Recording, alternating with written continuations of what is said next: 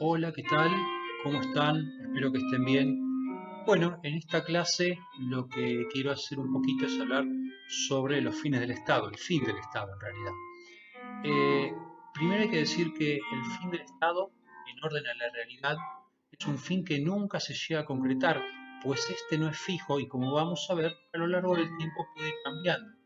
Cada vez que el Estado cree que concretó su fin, este muta, cambia y se mueve, por lo tanto el Estado tiene que hacer ajustes. El fin en orden a las normas jurídicas es precisamente el preámbulo. Ahí está el fin del Estado especificado en cuanto a normas jurídicas. Veamos un poquitito lo que dice en nuestro preámbulo. Nos, los representantes del pueblo de la nación argentina, reunidos en Congreso General Constituyente, por voluntad y elección de las provincias que la componen, en cumplimiento de pactos preexistentes, con el objeto de constituir la Unión Nacional, afianzar la justicia, consolidar la paz interior, proveer a la defensa común, promover el bienestar general y asegurar los beneficios de la libertad para nosotros, para nuestra posteridad, y para los hombres de todo el mundo que quieran habitar el suelo argentino, invocando la protección de Dios, fuente de toda razón y justicia, ordenamos, decretamos y establecemos esta constitución para la nación argentina. Bien, acá estamos hablando de la justicia. Por eso hay que recordar que el fin en cuanto al orden del valor justicia para el Estado está dado por el derecho natural, ese derecho trascendente que algunos lo llaman derecho divino, porque no es dado por los hombres, sino que emana de de una entidad superior y el Estado no lo puede esquivar, tiene que cumplirlo sí o sí. Y aquí lo tenemos cuando hacemos referencia a el valor justicia y justamente la protección de Dios. La clasificación de los fines, los fines del Estado podemos nombrarla de la siguiente forma. Los objetivos, que son los fines que el Estado toma de este derecho natural y que los debe cumplir siempre. Los subjetivos, que son aquellos derechos que el Estado a lo largo del tiempo va ajustando y a veces pueden llegar a entrar en contradicción con estos derechos naturales, pero también entre otros que hay podemos tener los relativos. Los relativos son los que dependen de las condiciones históricas, pueden ir cambiando a lo largo de la historia. Siempre podemos poner el ejemplo de una Gran Bretaña que en época de crisis, durante la Segunda Guerra Mundial, eh, optó por la mano férrea y aguerrida de un estadista como Winston Churchill, que era un guerrero por naturaleza, y propuso hacer la guerra hasta las últimas consecuencias y poder derrotar al nazismo. Bueno, no había terminado la Segunda Guerra Mundial, pero ya era un hecho que el Reino Unido de Gran Bretaña iba a triunfar y que el nazismo estaba derrotado, que el pueblo británico reconoció y decidió que era el momento en que sus fines como Estado tenían que ir por otros rumbos. Por lo tanto, en las elecciones generales, antes de que terminara la guerra, decidió hacer un cambio de rumbo y le dio la aceptación a Attlee, que lo reemplazó como primer ministro. Winston Churchill eso nunca lo pudo entender, lo vio prácticamente como una puñalada por la espalda.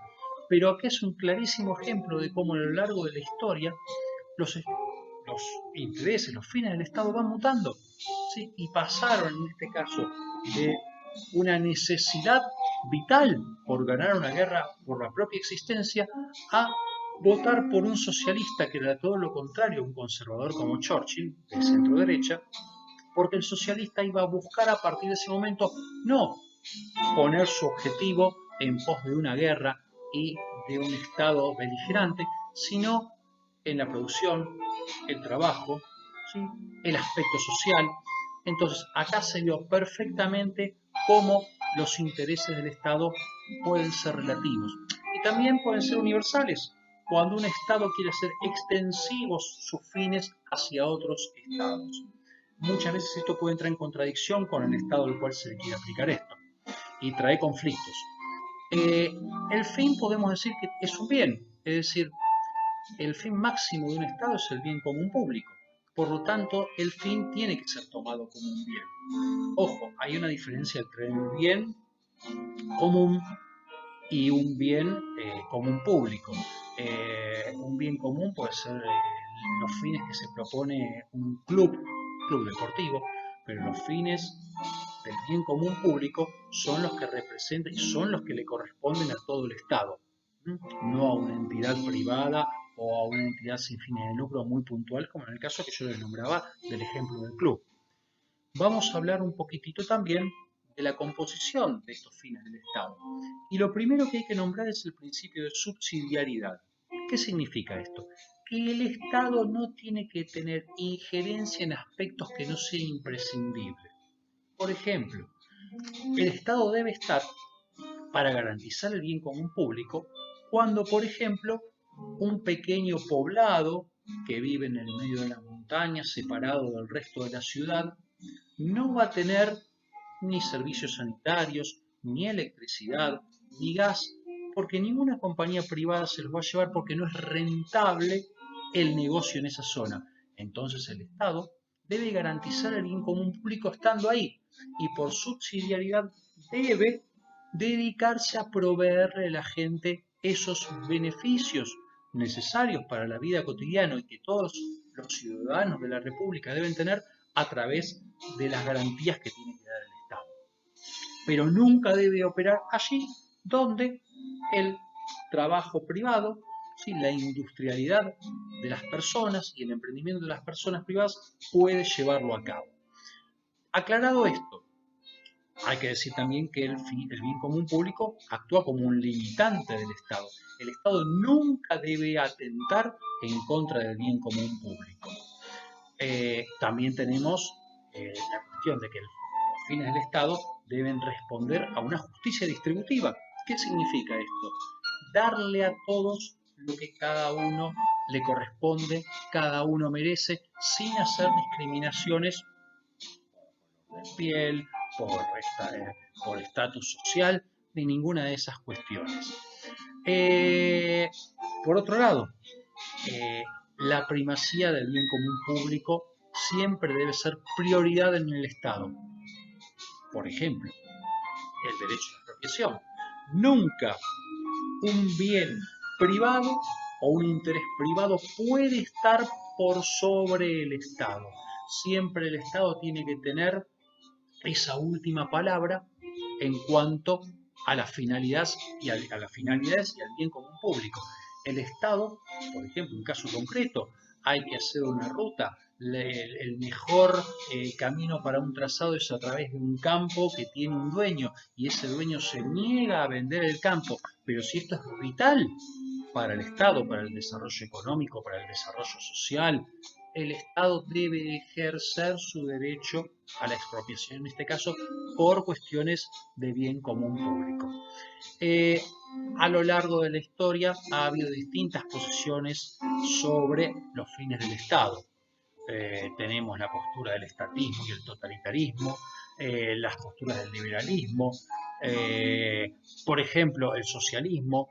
En cuanto al estatismo y el totalitarismo, generalmente tratan de subsumir el bien común público en pos de la razón de Estado que está por encima de él.